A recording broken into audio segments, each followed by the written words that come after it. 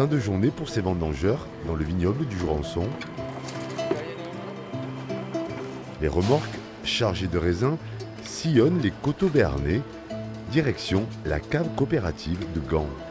Un balai bien ordonné pour décharger la récolte, presque une sorte de rituel pour ces viticulteurs.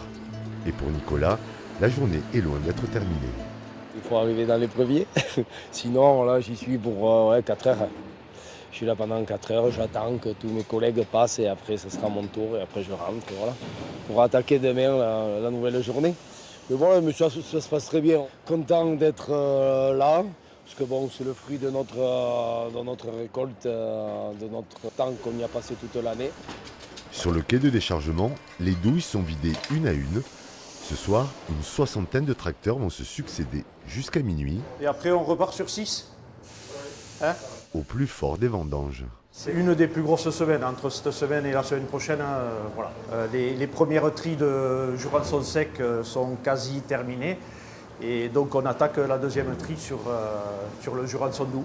Il faut s'assurer que les douilles passent bien devant et faire la bonne gestion au niveau des conquets dessous pour pouvoir après redistribuer derrière en fonction du cépage. Ça nous permet de passer à peu près 110 douilles à l'heure.